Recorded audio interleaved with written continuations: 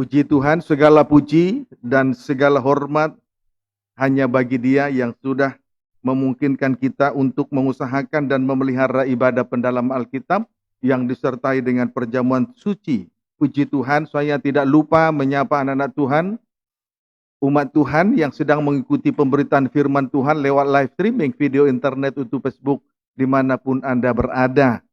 Selanjutnya, biarlah kiranya harapan saya Tuhan juga hadir di sana sebagai imam besar melayani, berdoa, dan memperdamaikan dosa kita masing-masing. Sehingga ibadah yang sedang kita kerjakan malam ini, saudaraku, tidak menjadi percuma, tidak menjadi sia-sia. Melainkan mengandung janji dan kuasa baik untuk masa sekarang maupun masa yang akan datang. Bahkan ibadah ini menjadi korban dan persembahan, korban api-apian yang baunya menyenangkan hati Tuhan. Puji Tuhan, haleluya.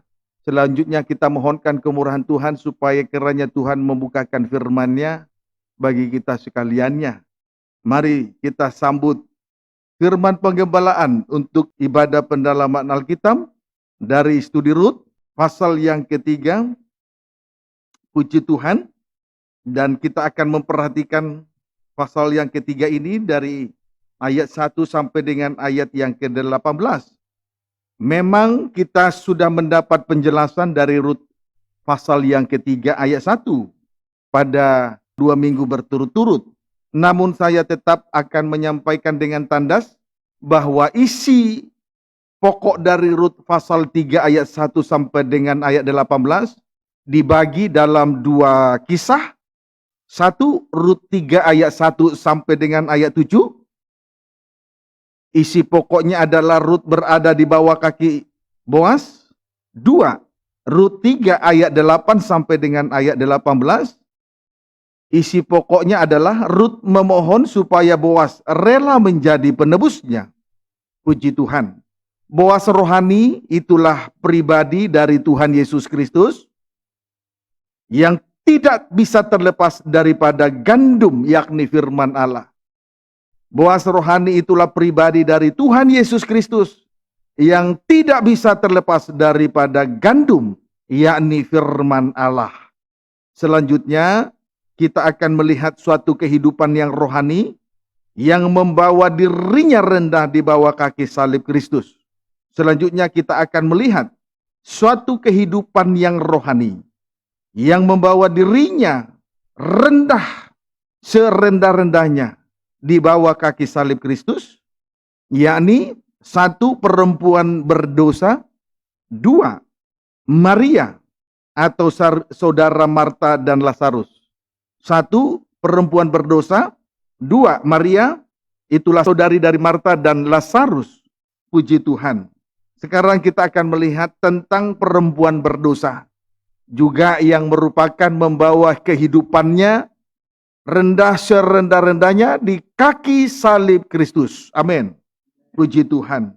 Kita akan belajar dari pribadi perempuan yang berdosa ini di dalam Injil Lukas pasal yang ke-7. Injil Lukas pasal yang ke-7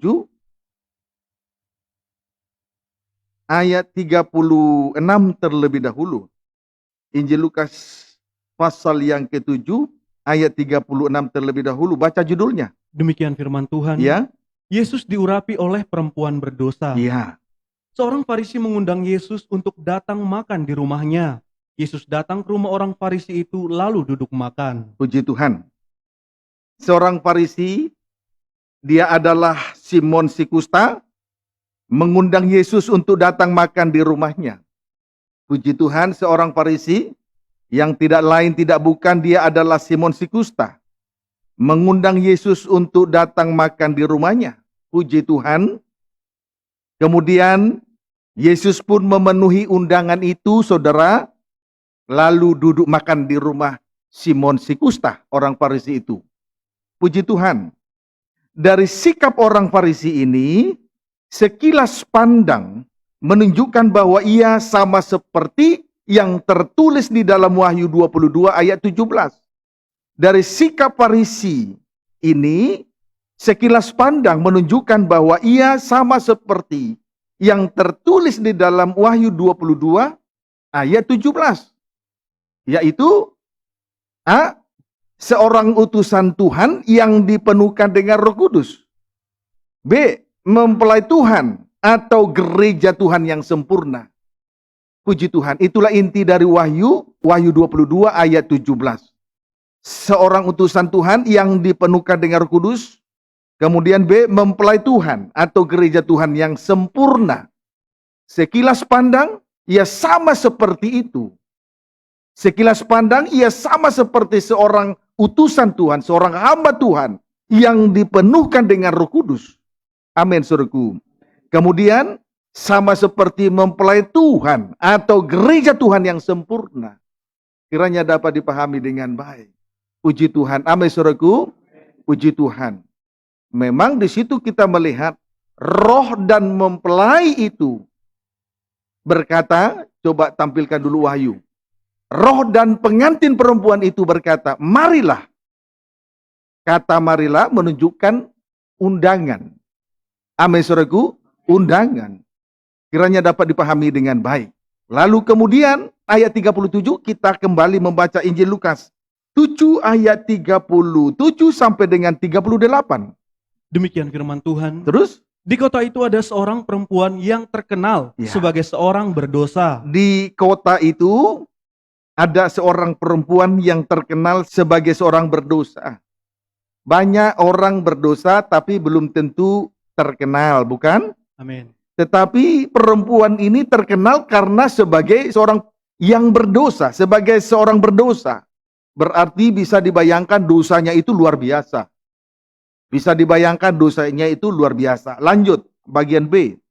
Ketika perempuan itu mendengar bahwa Yesus sedang makan di rumah orang Farisi itu, datanglah ia membawa sebuah puli-puli pualam berisi minyak wangi. Buli-buli pualam berisi minyak wangi. 38. Sambil menangis ia pergi berdiri di belakang Yesus dekat kakinya. Terus? Lalu membasahi kakinya itu dengan air matanya dan menyekanya dengan rambutnya. Kemudian ia mencium kakinya dan meminyakinya dengan minyak wangi itu. Puji Tuhan. Di sisi lain, seorang perempuan yang terkenal sebagai seorang berdosa datang membawa sebuah buli-buli pualam. Membawa sebuah buli-buli pualam atau marmer berisi minyak wangi. Ya, puji Tuhan. Satu sisi, Simon si kusta yang disebut orang Farisi mengundang Yesus untuk makan di rumahnya. Kemudian di sisi yang lain, seorang perempuan yang terkenal sebagai seorang berdosa datang membawa sebuah buli-buli pualam atau marmer berisi minyak wangi. Lalu satu, membasahi kaki Yesus dengan air matanya dan menyekanya dengan rambutnya. 2, mencium kaki Yesus. 3, meminyaki kaki Yesus dengan minyak wangi tersebut. Singkatnya, strip pertama, orang Farisi telah melakukan yang baik menurut pandangannya. Strip yang kedua, di lain pihak, perempuan yang terkenal sebagai seorang yang berdosa juga bertindak sesuai dengan 3 perkara di atas tersebut. Amin, saudaraku. Puji Tuhan. Jadi satu sisi, Simon si kusta yang disebut orang Farisi mengundang Yesus untuk datang makan di rumahnya. Puji Tuhan, dia melakukan yang baik menurut pandangannya tentunya. Kemudian di lain pihak, perempuan yang terkenal sebagai seorang yang berdosa juga bertindak sesuai dengan 3 perkara di atas tadi. Amin, saudaraku. Sama-sama melakukan suatu tindakan menurut iman mereka masing-masing, menurut pandangan mereka masing-masing. Namun yang menjadi tolak ukur dari segala sesuatu yang kita perbuat atau yang kita kerjakan di tengah-tengah ibadah dan pelayanan ini, pelayanan kita di hadapan Tuhan ialah tentu saja mata Tuhan dan hati Tuhan. Amin, saudaraku. Puji Tuhan. Tolak ukurnya tentu saja adalah mata Tuhan dan hatinya Tuhan. Jadi bukan mata manusia dan pemikiran manusia. Bukan, saudara. Puji Tuhan. Haleluya. Berarti ukuran dari segala sesuatu yang kita kerjakan atau ukuran dari segala sesuatu yang kita perbuat bukanlah menurut pengertian dan pikiran manusia daging. kiranya dapat dipahami dengan baik. Amin, saudaraku. Sekarang lanjut ayat 39. Ketika orang Farisi yang mengundang Yesus melihat hal itu, Ya, ia berkata dalam hatinya, terus jika ia ini nabi, jika ia ini nabi, terus tentu ia tahu siapakah dan orang apakah perempuan yang menjamahnya ini. ya, Tentu ia tahu bahwa perempuan itu adalah seorang berdosa. puji Tuhan. Karena telah melihat tindakan-tindakan dari perempuan itu, Simon si kusta berkata dalam hatinya, jika ia ini nabi, tentu ia tahu siapakah dan orang apakah perempuan yang menjamahnya ini. Puji Tuhan. Haleluya. Jika ia ini nabi, tentu ia tahu siapakah dan orang apakah perempuan yang menjamahnya ini. Tentu ia tahu bahwa perempuan itu adalah seorang berdosa. Puji Tuhan. Pendeknya, Simon si kusta atau orang Farisi tersebut merasa diri lebih baik, lebih benar, dan lebih suci dari perempuan yang terkenal sebagai seorang berdosa. Ayat 39 ini menunjukkan bahwa Simon si kusta atau yang disebut orang Farisi tersebut merasa diri lebih baik, merasa diri lebih benar, merasa diri lebih suci dari perempuan yang terkenal sebagai seorang berdosa. Puji Tuhan, ingat, di atas tadi saya sudah sampaikan, segala sesuatu yang kita kerjakan di tengah ibadah dan pelayanan di hadapan Tuhan, ukurannya adalah mata Tuhan. Ukurannya adalah hati Tuhan. Bukan pengertian dari manusia daging. Bukan perasaan hati, pikiran hati manusia, bukan. Puji Tuhan. Supaya kita jangan salah-salah. Jangan salah-salah menuduh Tuhan melakukan sesuatu yang bukan. Puji Tuhan. Ayat 40 sampai dengan ayat 42. Lalu Yesus berkata kepadanya, Ya, Simon, ada yang hendak kukatakan kepadamu. ya. Sahut Simon, katakanlah guru. Katakanlah guru, terus Ada dua orang yang berhutang kepada seorang pelepas uang. ya, Yang seorang berhutang 500 dinar, ya. yang lain 50. Terus Karena mereka tidak sanggup membayar, Ya. maka ia menghapuskan hutang kedua orang itu. terus Siapakah di antara mereka yang akan terlebih mengasihi dia? puji Tuhan. Haleluya. Karena melihat dan mengetahui bahwa orang Farisi tersebut merasa diri lebih baik, lebih benar dan lebih suci dari perempuan berdosa tersebut, maka segera Yesus bercerita kepada orang Farisi tersebut tentang dua orang yang berhutang kepada si pelepas uang. Tentang dua orang yang berhutang kepada si pelepas uang. Yang seorang berhutang 500 dinar, strip yang kedua yang lain berhutang 50 dinar. Tetapi karena keduanya tidak sanggup membayar utang mereka, maka hutang mereka dihapuskan oleh si pelepas utang tersebut. Puji Tuhan. Setelah Yesus menceritakan hal tersebut, segera saja Yesus mengajukan pertanyaan kepada Simon si kusta atau orang Farisi tersebut. Pertanyaannya sebagai berikut. Siapakah di antara mereka yang akan terlebih mengasihi dia? Siapakah di antara mereka? Maksudnya, kedua orang yang berhutang, yang sudah dilepaskan hutangnya, yang terlebih mengasihi si pelepas uang tersebut? Lalu kita lihat jawab daripada Simon, orang Farisi. Simon si kusta orang Farisi itu. Di ayat 43. Tapi lanjut sampai 46. Di situ nanti kita lihat jawaban daripada Simon si kusta. Baca. Demikian firman Tuhan. Ya. Jawab Simon, Jawab Simon. Terus. aku kira dia yang paling banyak dihapuskan Ya. hutangnya. Puji Tuhan. Jawab Simon. Aku kira dia yang paling banyak dihapuskan hutangnya. Puji Tuhan. Haleluya. Terus. Kata Yesus kepadanya, betul pendapatmu itu. Betul pendapatmu itu. Tuhan membenarkan pendapat daripada Simon si kusta, orang Farisi tersebut. Terus ayat 44. Dan sambil berpaling kepada perempuan itu, Ya. ia berkata kepada Simon, Terus engkau lihat perempuan ini, engkau lihat dia, terus Aku masuk ke rumahmu, Ya. namun engkau tidak memberikan aku air untuk membasuh kakiku. Terus, Tetapi dia membasahi kakiku dengan air mata dan menyekanya dengan rambutnya. terus, Engkau tidak mencium aku, tetapi sejak aku masuk, ia tiada henti-hentinya mencium kakiku. terus. Engkau tidak meminyaki kepalaku dengan minyak, tetapi dia meminyaki kakiku dengan minyak wangi. Puji Tuhan. Jawab Simon, aku kira dia yang paling banyak dihapuskan hutangnya. Puji Tuhan. Pendeknya, secara ilmu matematika atau secara pengetahuan, Simon si kusta orang Farisi tersebut benar dan cerdas. Benar dan cerdas. Itulah sebabnya Yesus berkata, betul pendapatmu itu. Puji Tuhan, betul pendapatmu itu. Namun di sela-sela membenarkan pendapat dari orang Farisi tersebut, selanjutnya Yesus meneguhkan supaya kebenaran itu mencelikkan mata rohani orang Farisi tersebut. Dengan menyatakan suatu perbandingan antara Simon orang Farisi dengan perempuan berdosa tersebut. Ketika Yesus masuk ke dalam rumah orang Farisi tersebut, yang pertama dari sisi orang Farisi, yang pertama dari sisi Simon orang Farisi, tidak memberikan kepada Yesus air untuk membasuh kaki Yesus.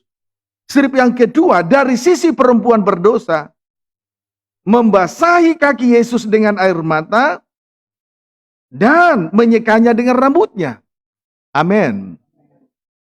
Yang kedua, dari sisi Simon orang Farisi, tidak mencium Yesus. Dari sisi perempuan berdosa, ia tiada henti-hentinya mencium kaki Yesus. Puji Tuhan. Yang ketiga, dari sisi Simon orang Farisi, tidak meminyaki kepala Yesus dengan minyak. Tetapi dari sisi perempuan berdosa, ia meminyaki kaki Yesus dengan minyak wangi.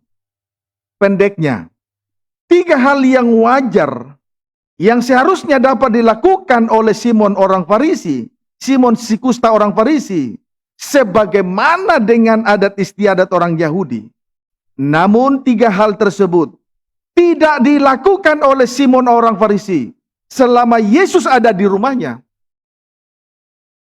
Amin. Puji Tuhan. Haleluya.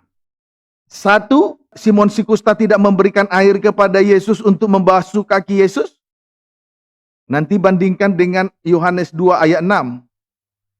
Pendeknya, kebenaran menurut hukum Taurat yang dicampur aduk dengan adat istiadat pun tidak dapat dipenuhi oleh Simon si kusta orang Farisi tersebut. Dapat dipahami saudaraku? Puji Tuhan. Jadi tiga hal yang wajar tidak dapat dilakukan oleh Simon si kusta orang Farisi tersebut. Satu, tidak memberi air untuk membasuh kaki Yesus. Yesus tidak meminta supaya Simon si kusta itu membasuh kaki Yesus. Tetapi Simon si kusta tidak memberikan air untuk membasuh kaki Yesus. Air sebagai pembasuhan kaki. Puji Tuhan. Padahal kalau dibandingkan dengan Yohanes 2 ayat 6, jelas di situ. Kebenaran menurut hukum Taurat yang dicampur aduk dengan adat istiadat pun tidak layak. Menurut adat istiadat kan, untuk masuk ke rumah harus memberi air untuk membasuh kaki. Itu hal yang wajar, tapi itu pun menurut Yohanes 2 ayat 6. Tetapi itu pun dia tidak lakukan. Itu loh menurut hukum Taurat dan adat istiadat. Kalau seseorang masuk ke rumah ya harus memberi air untuk membasuh kakinya. Tapi itu pun tidak dilakukan oleh Simon si kusta orang Farisi tersebut. Dapat dipahami saudaraku? Puji Tuhan. Dua, Simon si kusta tidak mencium pipi Yesus. Kalau kita bandingkan dengan Roma 16 ayat 16. Kemudian strip yang kedua 1 Korintus 16 ayat 20. Strip yang ketiga 2 Korintus 13 ayat 12. Kemudian 1 Tesalonika 5 ayat 26. Mencium sama dengan ganti dari salam-salaman menurut adat istiadat orang Yahudi. Itu pun dia tidak lakukan. Amin saudaraku. Kemudian 3, Simon si kusta tidak meminyaki kepala Yesus dengan minyak. Kalau kita bandingkan dengan Mazmur 133 ayat 2, kemudian Pengkhotbah 9 ayat 7 sampai 9, itu merupakan tanda persekutuan dalam kesukaan. Puji Tuhan.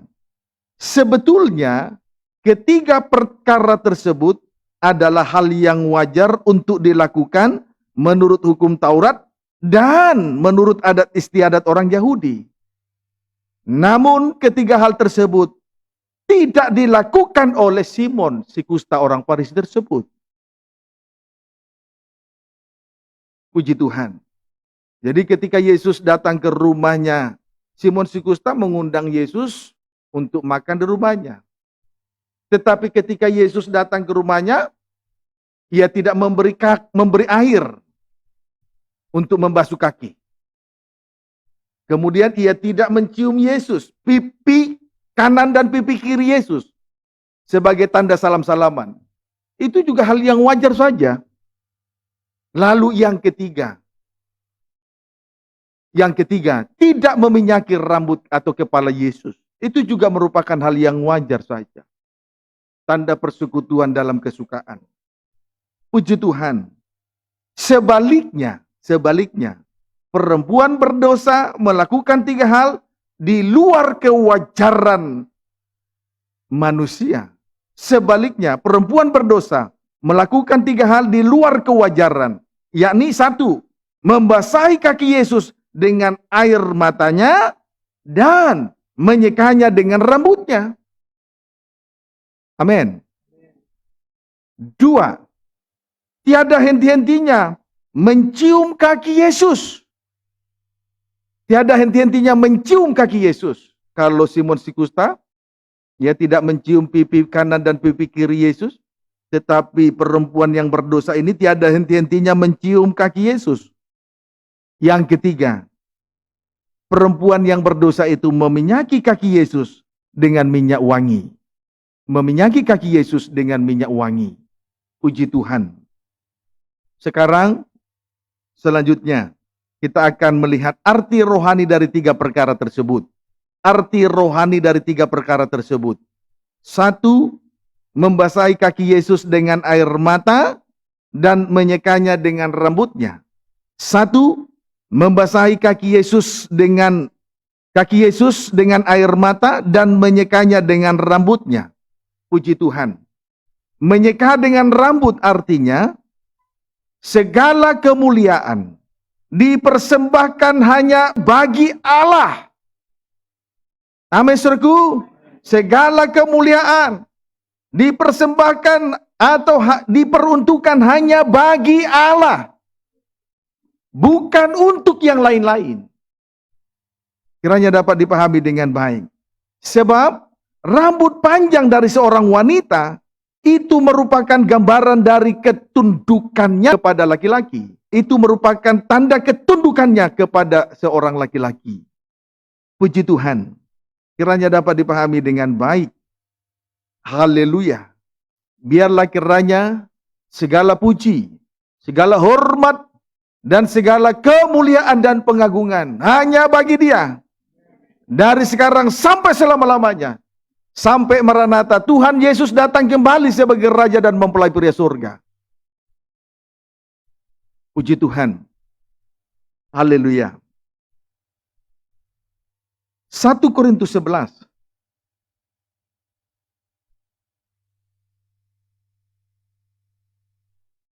1 Korintus 11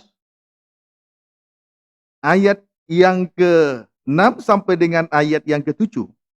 Demikian firman Tuhan. Ya, Hiasan kepala wanita. puji Tuhan. Boleh baca ayat 5? Tetapi tiap-tiap perempuan Ya. yang berdoa Iya. atau bernubuat dengan kepala yang tidak bertudung, Iya, perempuan saat berdoa, bernubuat dengan kepala yang tidak bertudung, kepala yang tidak ada penudung, terus menghina kepalanya. berarti menghina kepalanya. Terus Sebab ia sama dengan perempuan yang dicukur rambutnya. sama dengan perempuan yang dicukur rambutnya. Itu ayat 5. Puji Tuhan, berdoa atau bernubuat dengan kepala yang tidak bertudung sama dengan menghina kepalanya. Sama dengan perempuan yang dicukur rambutnya. Jadi perempuan tidak boleh rambut pendek. Seorang wanita harus memiliki rambut panjang untuk dijadikan sebagai penudung kepala. Amin. Amin. Puji Tuhan. Supaya kemuliaan, pengagungan hanya bagi Dia. Amin. Tidak untuk yang lain. Amin. Puji Tuhan. Baru ayat 6 sampai 7. Sebab jika perempuan tidak mau menudungi kepalanya, Tidak rambut panjang. Tidak mau menudungi kepala. Tidak memiliki rambut panjang. Sebagai penudung kepala. Terus maka haruslah ia juga menggunting rambutnya. mencukur. Tetapi jika bagi perempuan adalah penghinaan Tapi kalau dicukur, itu penghinaan. Terus, bahwa rambutnya digunting atau dicukur, ya. maka haruslah ia menudungi Jadi kepalanya. mau tidak mau seorang perempuan harus menudungi kepalanya. Amin. Terus, Sebab laki-laki tidak perlu menudungi kepalanya. ya, Ia menyinarkan gambaran dan kemuliaan Allah. ya. Tetapi perempuan menyinarkan kemuliaan Tetapi laki-laki. perempuan menyinarkan kemuliaan laki-laki. Rambut panjang harus menudungi kepala seorang perempuan untuk menyinarkan kemuliaan laki-laki. Seorang perempuan harus berambut panjang sebagai penudung kepala. Dengan lain kata, menyinarkan kemuliaan laki-laki. Puji Tuhan. Itu sebabnya, di atas tadi saya katakan dengan tandas, biarlah segala kemuliaan, segala pengagungan, hanya bagi Dia. Tidak untuk yang lain. Puji Tuhan. Haleluya. Bayangkan. Kalau Simon Sikusta, dia berbangga mengundang Yesus untuk datang makan di rumahnya. Tidak sedikit orang Kristen bangga dengan korban dan persembahannya. Tapi apa arti korban dan persembahan kalau tidak tunduk kepada Tuhan? Apa artinya korban dan persembahan kalau kita tidak dengar-dengaran kepada Tuhan? Perhatikan, penaklukan pribadi Yesus kepada Bapa sungguh luar biasa. Itu yang benar. Amin, saudaraku. Puji Tuhan. Ayat 3. Tetapi aku mau Ya. supaya kamu mengetahui Ya. hal ini. Ini yang harus kita ketahui, saudara. Ini yang harus kita ketahui, saudara. Amin. Apa itu? Yaitu kepala dari tiap-tiap laki-laki ialah Kristus. Kepala dari laki-laki adalah Kristus. Strip pertama, strip yang kedua. Kepala dari perempuan ialah laki-laki. Kepala dari perempuan ialah laki-laki. Ingat itu. Jadi mau tidak mau istri harus tunduk kepada suami. Amin. Untuk menyinarkan kemuliaan laki-laki. Amin, saudaraku. Amin. Untuk menyinarkan kemuliaan laki-laki. Kalau seorang perempuan tidak tunduk, berarti sama dengan menghina laki-laki, menghina kepala, tidak menyinarkan kemuliaan laki-laki. Biarlah segala puji, hormat, kemuliaan, pengagungan hanya bagi Dia. Amin. Kepala gereja mempelai pria sorga, tidak untuk yang lain. Amin. Ini yang harus kita ketahui. Perlu untuk diketahui. Dan harus diketahui. Baru strip yang ketiga. Terus? Dan kepala dari Kristus ialah Allah. Bayangkan. Kepala dari Kristus ialah kepala. Puji Tuhan. Kiranya dapat dipahami dengan baik. Coba kita lihat. Penaklukan Kristus kepada Allah. Dalam Ibrani.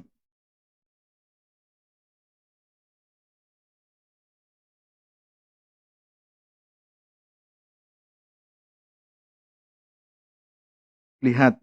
Ibrani pasal yang ke-5.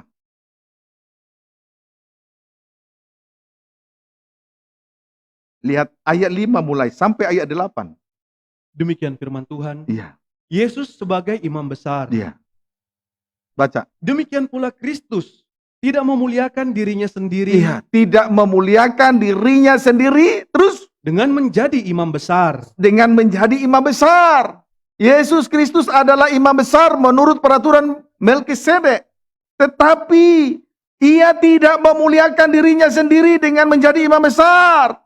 Sebaliknya.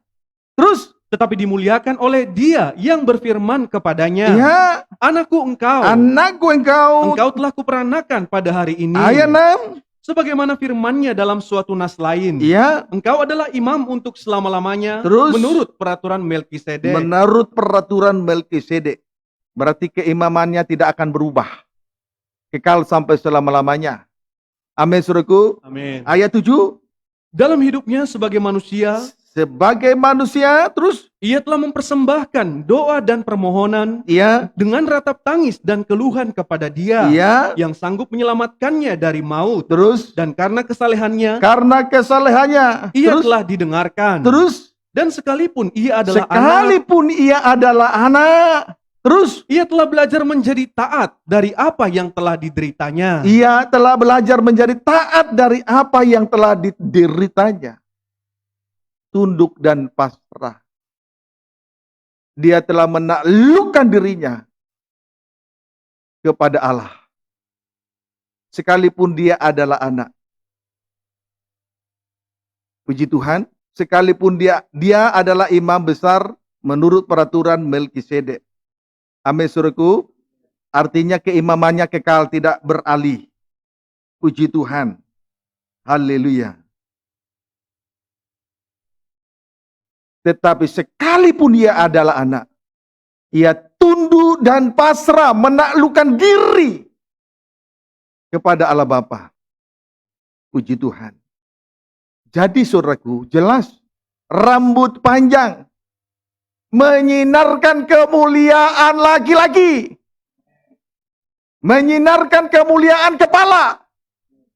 Jadi kalau saudara melihat poster-poster, foto-foto Yesus, lalu rambutnya panjang, itu mengandung arti rohani. Jadi jangan saudara beranggapan Yesus perempuan, tidak.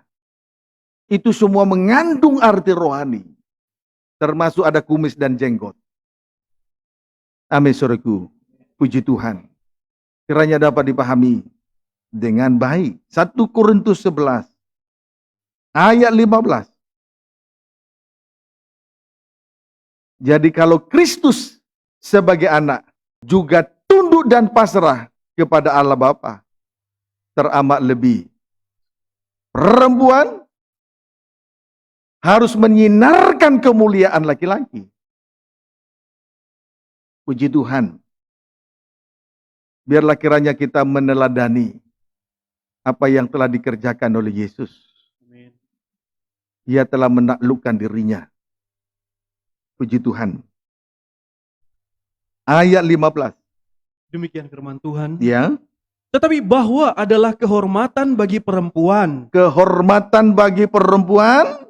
Terus. jika ia berambut panjang. Ya, jika ia berambut panjang. Terus. Sebab rambut diberikan kepada perempuan Iya. untuk menjadi penudung. Puji Tuhan. Kehormatan bagi perempuan jika ia berambut panjang. Kehormatan bagi perempuan jika ia berambut panjang. Sebab rambut diberikan kepada perempuan untuk menjadi penudung. Puji Tuhan. Haleluya. Biarlah kiranya kita semua mendapat penghargaan dan penghormatan dari Tuhan. Sebagaimana Yesus, anak Allah, dia dipermuliakan. Mendapat penghormatan dan penghargaan di mata Tuhan. Kalau kita segera menundukkan diri, itulah rambut panjang. Amin. Puji Tuhan. 1 Petrus 3 ayat yang kelima.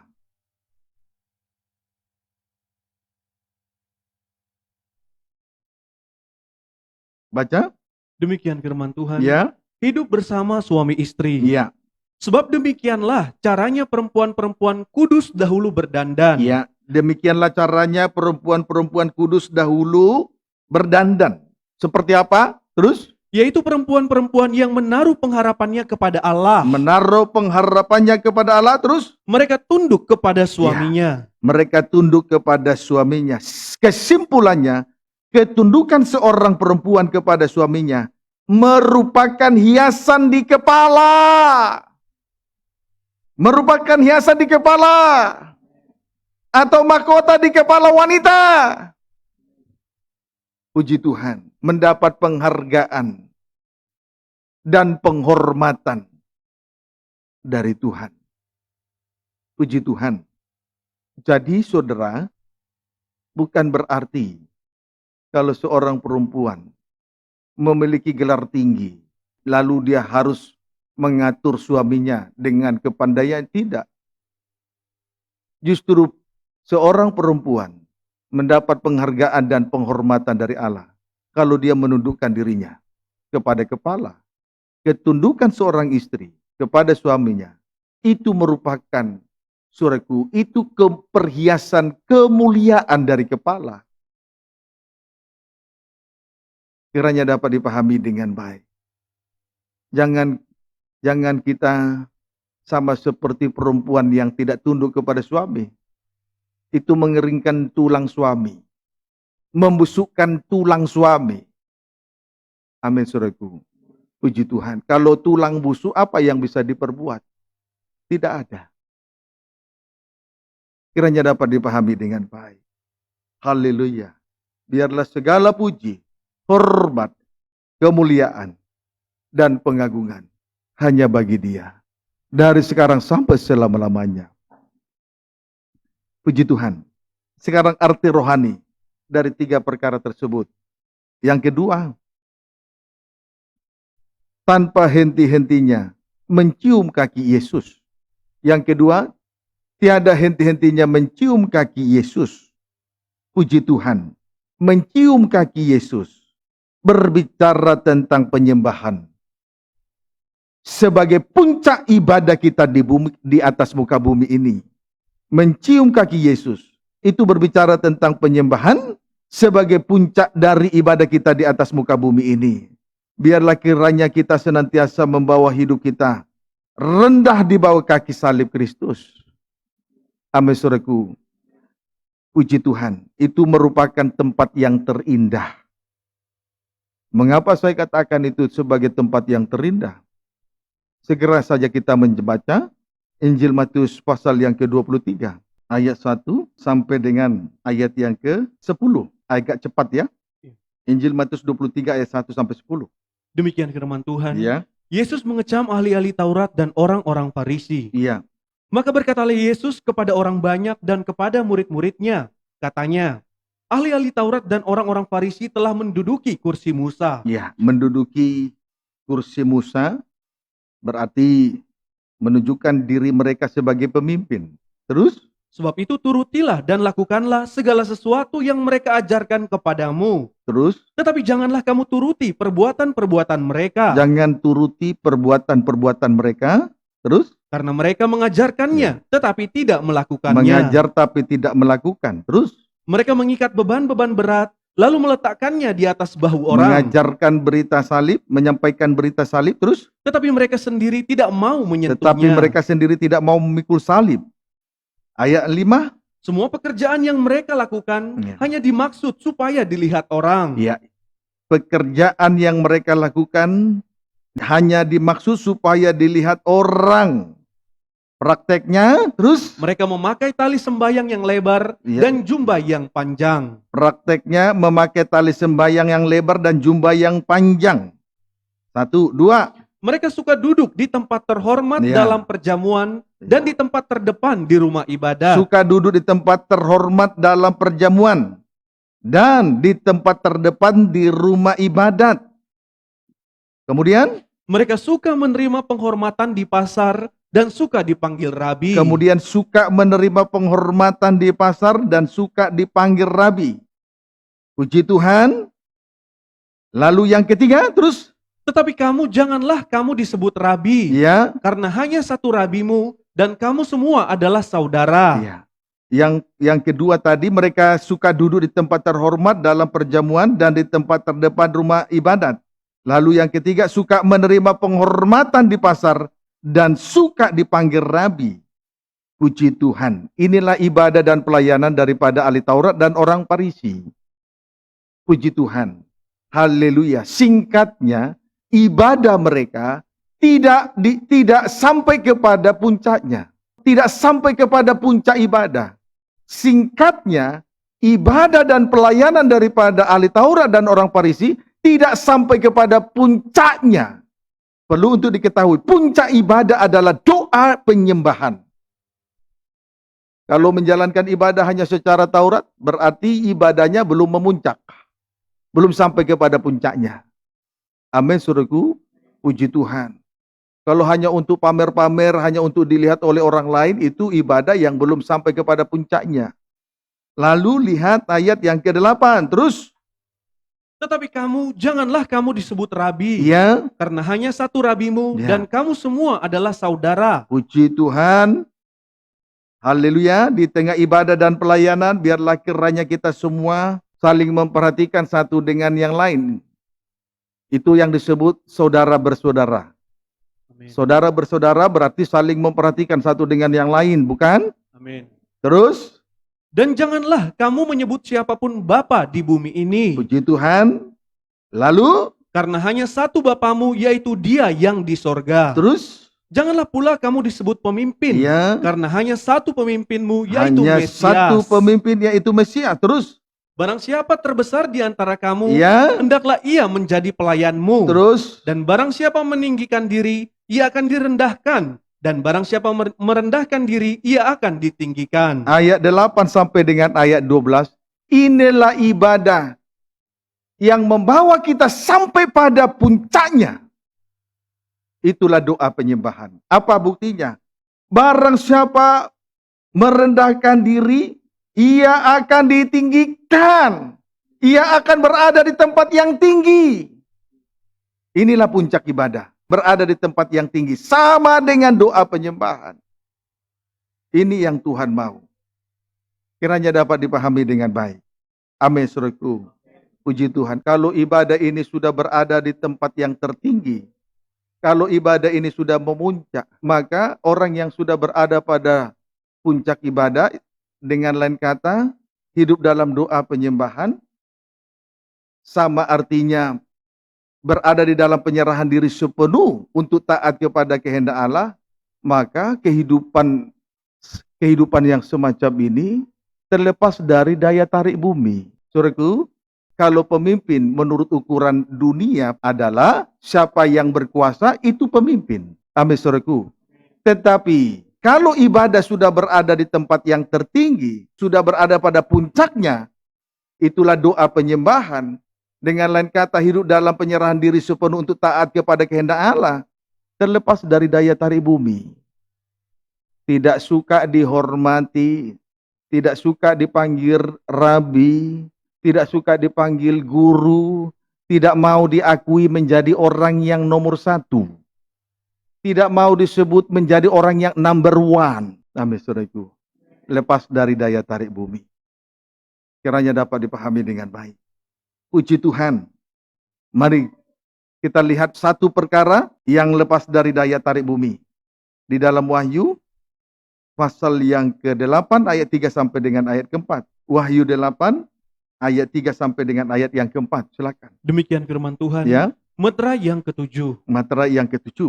Maka datanglah seorang malaikat lain, Ya. dan ia pergi berdiri dekat mezbah dengan sebuah pedupaan emas. Dan kepadanya diberikan banyak kemenyan untuk dipersembahkannya bersama-sama dengan doa semua orang kudus di atas mezbah emas di hadapan tahta itu. Terus. Maka naiklah asap kemenyan bersama-sama dengan doa orang-orang kudus itu dari tangan malaikat itu ke hadapan Allah. Puji Tuhan. Asap dupa kemenyan yang naik di hadirat Tuhan menembusi tata Allah. Berarti penyembahan membawa kita untuk berada di tata Allah, di tempat yang tertinggi. Amin. Puji Tuhan. Hanya satu perkara yang terlepas dari daya tarik bumi. Itulah asap dupa kemenyan. Semua perkara kalau dilemparkan ke atas, pada akhirnya akan jatuh ke bawah. Hanya satu perkara yang lepas dari daya tarik bumi. Itulah asap dupa kemenyan. naik di hadirat Tuhan, menembusi tata Allah. Itulah doa penyembahan. Tidak gila hormat di dalam melayani pekerjaan Tuhan. Tidak terlalu penting gelar-gelar. Puji Tuhan. Tidak perlu gelar yang kemudian tidak mencari puji-pujian. Tidak mau disebut menjadi orang yang nomor satu. Tidak. Tidak. Kalau hidup rohani kita sudah sampai kepada puncaknya.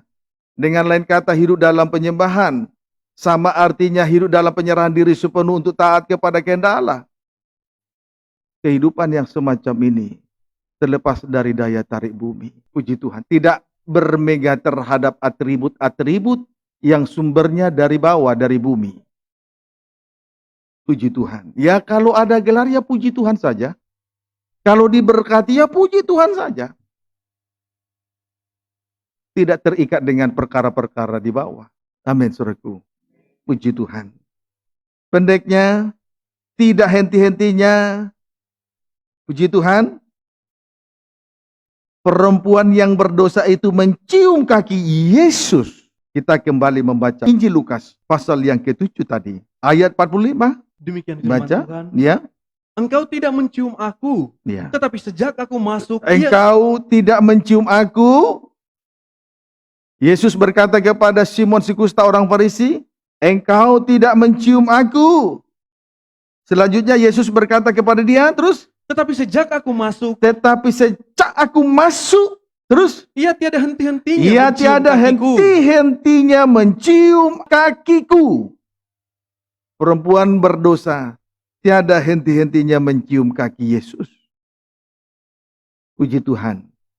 Saudara, penyembahan kita tidak hanya satu kali. Penyerahan diri kita bukan hanya sesaat. Bukan karena ada kepentingan. Bukan karena ada sesuatu. Tetapi penyerahan ini membawa kita sampai ke tempat yang tertinggi. Itulah tata Allah. Tiada henti-hentinya. Puji Tuhan. Amin, saudaraku. Tiada henti-hentinya. Penyerahan diri bukan karena ada sesuatu. Penyembahan kita kepada Tuhan tidak ditentukan oleh karena satu perkara. Tetapi penyembahan ini akan terus membawa kita sampai ke tempat yang tertinggi. Tata Allah. Amin, saudaraku. Puji Tuhan. Kiranya dapat dipahami dengan baik. Haleluya. Kita bersyukur kepada Tuhan. Di atas 12 ketur roti, di atas meja.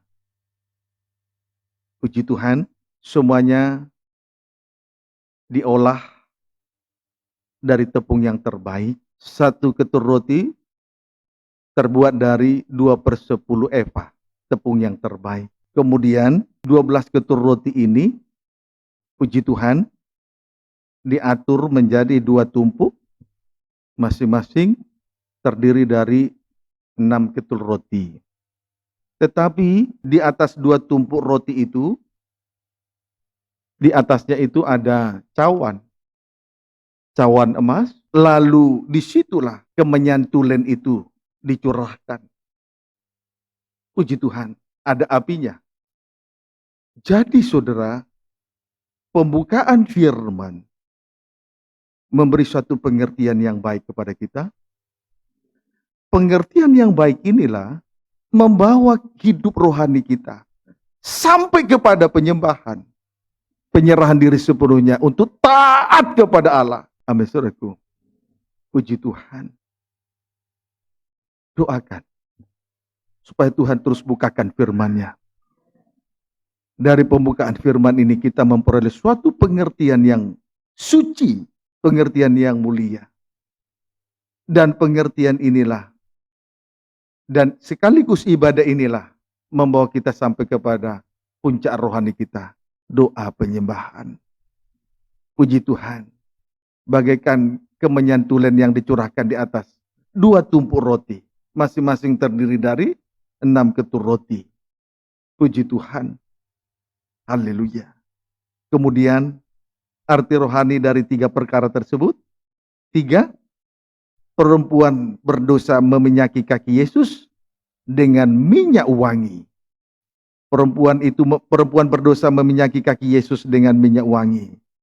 Berbicara tentang minyak, jelas itu berbicara tentang pengurapan dari Allah Roh Kudus. Amin. Berbicara tentang minyak, jelas itu berbicara tentang pengurapan dari Allah Roh Kudus.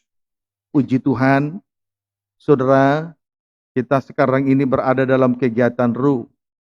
Namun biarlah kiranya kita semua berada di dalam pengaruh dari kuasa Roh Kudus.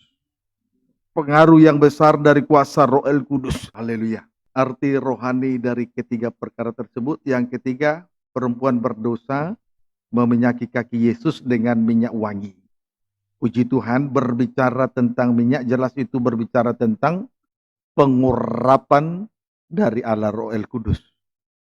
Kita bersyukur kepada Tuhan Yesus karena dua tangan Tuhan yang kuat menarik kita untuk berada dalam perhimpunan ibadah pendalaman Alkitab yang disertai dengan perjamuan suci. Kita berada dalam kegiatan ruh, namun biarlah kiranya kita semua berada di dalam pengaruh yang besar, kuasa yang besar, pengaruh yang besar dari kuasa Roh Kudus. Puji Tuhan. Memberi diri untuk dipimpin oleh Roh Kudus. Puji Tuhan. Haleluya. Orang yang hidup menurut keinginan roh, memikirkan perkara-perkara yang di atas, perkara-perkara rohani, itulah ibadah dan pelayanan. Sebaliknya, mereka yang hidup menurut daging, memikirkan hal-hal yang dari daging, tidak memikirkan perkara-perkara di atas, perkara rohani. Jadi, jangan kita jauh dari kegiatan ruh. Biar kita selalu dalam kegiatan ruh, bahkan menjadi tawanan roh. Puji Tuhan. Jangan kita ingin melepaskan diri dari kegiatan rohani ini. Jangan melepaskan diri dari kegiatan roh untuk menginginkan hal-hal yang bersifat daging. Puji Tuhan. Kiranya dapat dipahami dengan baik.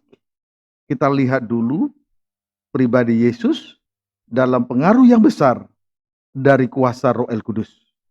Di dalam Injil Matius pasal yang keempat.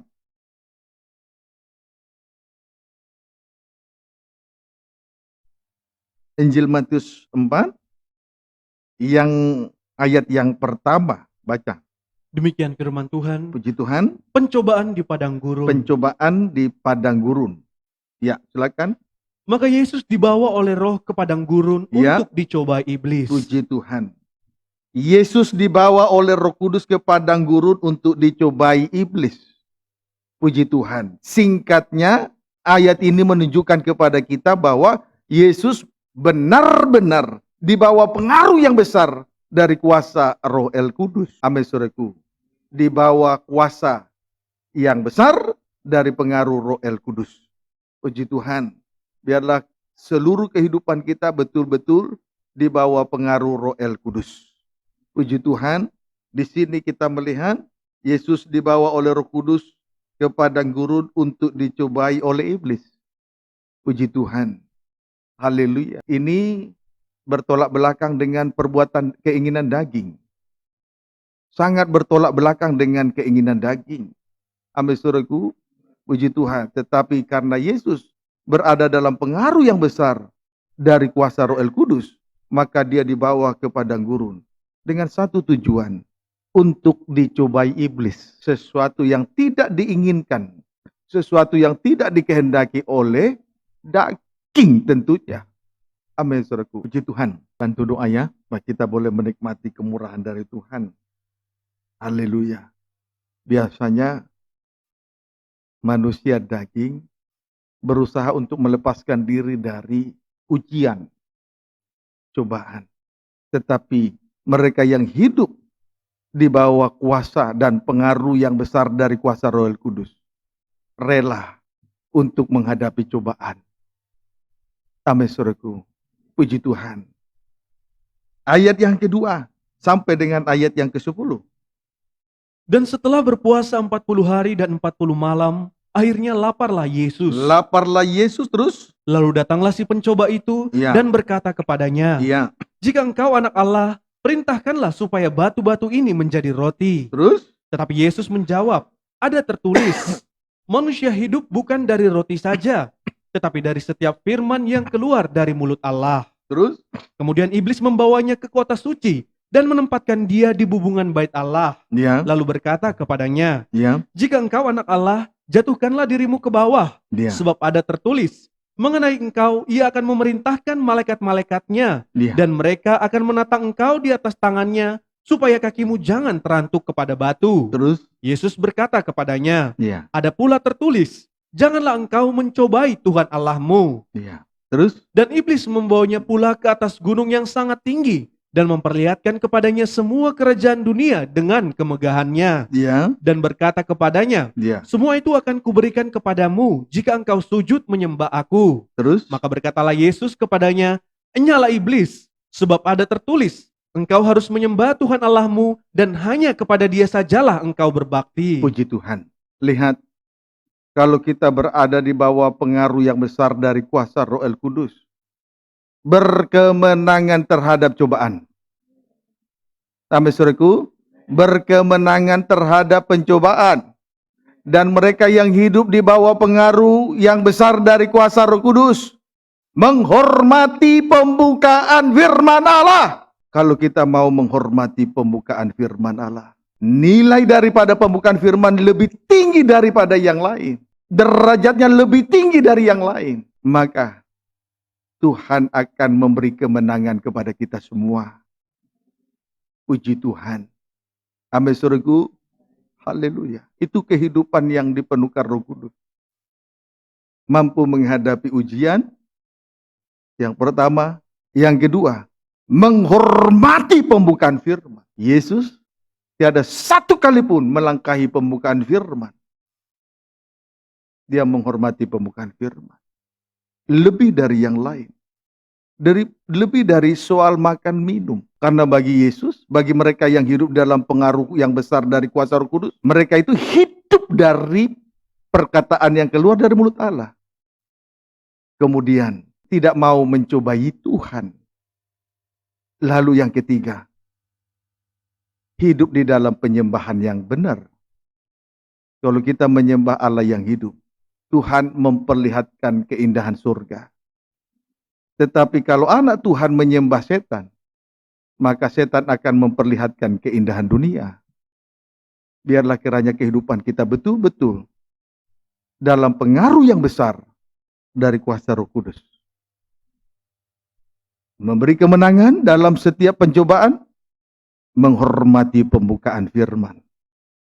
Puji Tuhan. Mengapa anak-anak Tuhan tidak mau menghormati pembukaan firman? Karena dia belum berada di dalam pengaruh yang besar dari Roh Kudus. Kiranya dapat dipahami dengan baik. Amin suruhku, puji Tuhan. Ayat yang ke-11. Lalu iblis meninggalkan dia, dan lihatlah, malaikat-malaikat datang melayani Puji Yesus. Tuhan. Kalau kita menang terhadap cobaan, Allah memerintahkan malaikat-malaikat datang melayani kehidupan kita. Puji Tuhan. Kiranya dapat dipahami dengan baik. Saudara, hari-hari terakhir ini adalah hari-hari yang jahat. Keadaan dunia sudah semakin gelap. Sudah semakin malam, semakin gelap. Karena dosa sudah memuncak. Puncak dosa itulah dosa makan, minum, dan kawin dan mengawinkan. Dosa kenajisan. Puji Tuhan. Perhatikanlah ini sungguh-sungguh dengan baik. Amin saudaraku. Biarlah kiranya kita semua hidup di dalam pengaruh besar dari kuasa Roh El Kudus. Kiranya dapat dipahami dengan baik. Mengapa demikian? Karena hari-hari terakhir ini adalah hari-hari jahat. Keadaan dunia sudah semakin gelap. Apa tandanya? Dunia semakin gelap. Dosa sudah merajalela. Itulah dosa makan minum dan kawin mengawinkan. Kiranya dapat dipahami dengan baik. Amin saudaraku. Puji Tuhan. Kemudian untuk melakukan dosa apa saja, setan membuka akses seluas-luasnya. Tetapi kalau kita berada dalam kegiatan roh, berada dalam pengaruh kuasa Roh Kudus yang besar, maka malaikat Tuhan melayani kehidupan kita masing-masing. Malaikat Tuhan berjaga-jaga di sekeliling kita. Berlaksa-laksa di sekeliling kehidupan kita semua. Biar setan membuka akses selebar-lebarnya untuk mengarahkan manusia kepada dosa. Tetapi Tuhan memerintahkan malaikat-malaikatnya untuk melayani kehidupan kita masing-masing. Ingat itu. Puji Tuhan. Haleluya. Betapa indahnya kehidupan yang sudah dilayani oleh malaikat-malaikat Tuhan. Kiranya dapat dipahami dengan baik. Puji Tuhan. Kita lebih jauh melihat Roma pasal 8 ayat 13 sampai 15. Demikian firman Tuhan. Ya. Hidup oleh roh. Hidup oleh roh. Terus?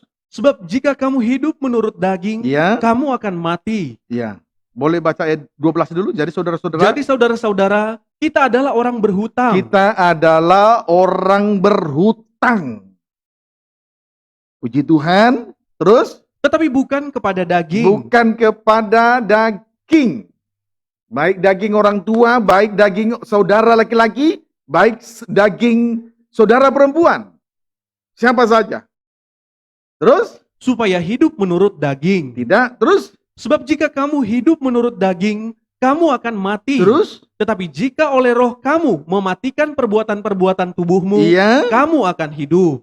Terus? Semua orang yang dipimpin roh Allah Iya. adalah anak Allah. Adalah anak Allah. Terus? Sebab kamu tidak menerima roh perbudakan Iya. yang membuat kamu menjadi takut lagi. Iya. Tetapi kamu telah menerima roh yang menjadikan kamu anak Allah. Iya. Oleh Terus? roh itu kita berseru, ya Aba, ya Bapa. Ya Aba, ya Bapa. Puji Tuhan. Kiranya dapat dipahami dengan baik. Saudaraku, kalau kita hidup di dalam kuasa Roh El Kudus, maka Roh Kudus itu akan mematikan perbuatan-perbuatan daging. Mematikan perbuatan-perbuatan daging. Sama dengan hidup dalam suasana kebangkitan. Bersuasanakan kebangkitan. Amin. Puji Tuhan. Apa tanda kalau kita bersuasanakan kebangkitan? Di sini jelas dikatakan, saudaraku, tetapi kamu telah menerima roh yang menjadikan kamu anak Allah.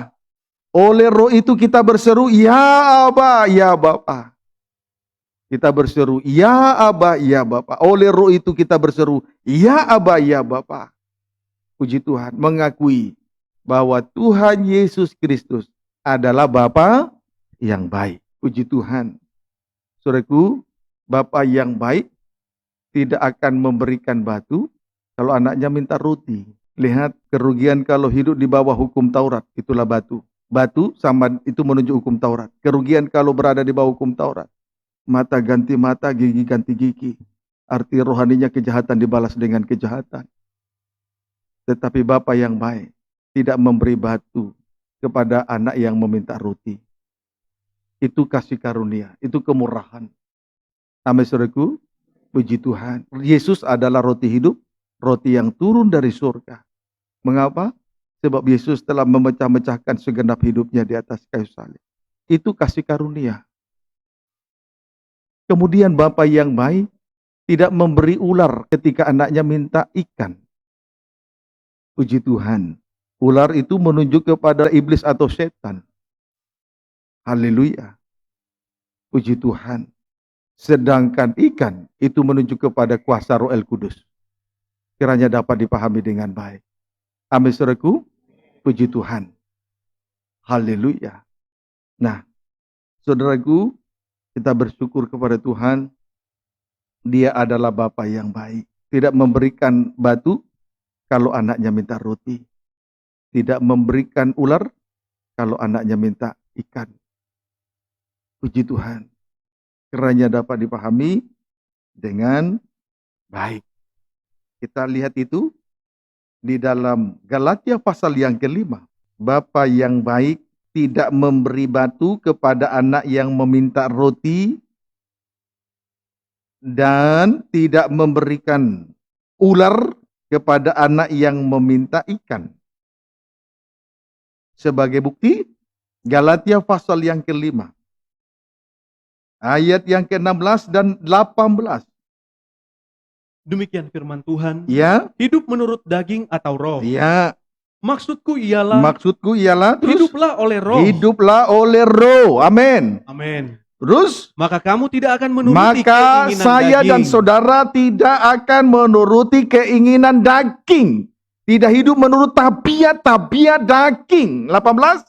Akan tetapi jikalau kamu memberi dirimu Kalau dipimpin oleh roh, kalau saya dan saudara memberi diri dipimpin oleh roh, terus maka kamu tidak hidup di bawah hukum maka kita Taurat. tidak hidup di bawah hukum Taurat. Amin. Bapak yang baik tidak akan memberi batu kalau anaknya minta roti. Amin, saudaraku. Batu menunjuk kepada hukum Taurat. Sedangkan roti hidup itulah pribadi Yesus Kristus. Dia telah memecah-mecahkan segenap hidupnya di atas kayu salib. Itulah kasih karunia dan kebenaran. Kiranya dapat dipahami dengan baik. Tuhan Yesus Kristus adalah Bapa yang baik. Puji Tuhan. Kiranya dapat dipahami dengan baik. Nah, kita kembali membaca Injil Lukas 7 ayat 47. Saudara, sebentar. Setelah Yesus memberi suatu perbandingan, tadi Injil Lukas 43, setelah Yesus berkata di ayat 42, karena mereka tidak sanggup membayar, maka ia menghapuskan hutang kedua orang itu. Puji Tuhan, setelah menceritakan hal itu, selanjutnya Yesus mengajukan pertanyaan, siapakah di antara mereka yang akan terlebih mengasihi dia? Jawab Simon, si kusta orang Farisi. Aku kira dia yang paling banyak dihapuskan hutangnya. Puji Tuhan. Lalu, kalau menurut matematika, Simon si kusta ini adalah orang yang cerdas. Punya pengetahuan. Itu sebabnya Yesus berkata kepadanya, betul pendapatmu itu. Yesus membenarkan pendapat Simon si kusta.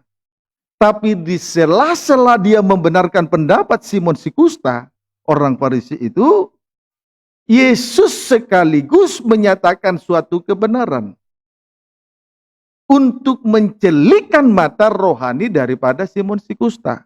Bukan? Amin. Lewat suatu perbandingan antara tindakan daripada Simon si kusta dan tindakan daripada perempuan berdosa. Lalu kita sudah melihat tindakan itu. Tentu saja kebenaran itu sudah diteguhkan. Mencelikkan mata rohani setiap mereka yang mendengar di situ. Bukan? Amin. Puji Tuhan. Lalu ayat 47.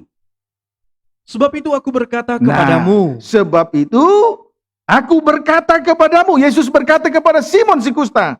Terus? Dosanya yang banyak itu telah diampuni. Dosanya yang banyak itu telah diampuni. Mengapa? Terus? Sebab ia telah banyak berbuat Sebab kasih. ia telah banyak berbuat kasih. Terus? Tetapi orang yang sedikit diampuni, Sedikit diampuni, sedikit juga ia berbuat kasih. sedikit berbuat kasih. Setiap orang yang merasa dirinya diampuni, kalau orang yang merasa paling berdosa lalu diampuni dosa yang banyak itu, banyak berbuat kasih. Tapi sebaliknya, saudaraku, orang yang sedikit diampuni, sedikit juga ia berbuat kasih. Jadi, itu sebabnya Yesus tadi membenarkan pendapat Simon si kusta. Yesus membenarkan pendapat Simon si kusta. Amin, saudaraku. Puji Tuhan. Itu sebabnya Yesus berkata kepada Simon si kusta, dosanya yang banyak itu telah diampuni. Mengapa demikian? Sebab ia telah banyak berbuat kasih. Orang yang banyak berbuat kasih, orang yang banyak berkorban di tengah ibadah dan pelayanan, adalah orang yang menyadari sebagai orang yang paling berdosa, namun dosanya sudah diampuni. Kalau sedikit berbuat kasih, sedikit berkorban, baik tenaga, pikiran, waktu, uang, dan lain sebagainya, itu tandanya, saudaraku, yang sedikit diampuni, puji Tuhan. Orang yang sedikit diampuni, sedikit juga ia berbuat kasih. Jadi kalau diukur menurut kasih karunia, perempuan berdosa ini limpah kasih karunia. Amin, saudaraku. Puji Tuhan. Coba lihat, orang yang merasa diri paling berdosa, tapi diampuni dosanya, pasti berkobar-kobar dalam melayani Tuhan. Tapi kalau merasa diri paling benar, paling suci, atau sedikit diampuni, sedikit berbuat kasih. Kalau orang yang merasa diri benar, merasa diri lebih baik, lebih suci dari orang lain, sama dengan sedikit diampuni, sedikit berbuat kasih. Tetapi sangat luculah rasanya, seseorang berbuat dosa yang banyak, dan dosa yang banyak itu diampuni, namun masih sombong, tidak tahu diri. Sangat lucu orang seperti ini. Tapi kalau dia menyadari diri sebagai orang yang berdosa, bahkan dialah yang paling berdosa, lalu dosa yang banyak itu diampuni, pasti banyak berbuat kasih. Tidak hitung-hitungan di dalam hal berkorban. Orang yang suka hitung-hitungan, pasti sedikit diampuni dosanya. Percayalah. Jadi kalau diukur menurut kasih karunia, perempuan yang berbuat dosa ini limpah kasih karunia.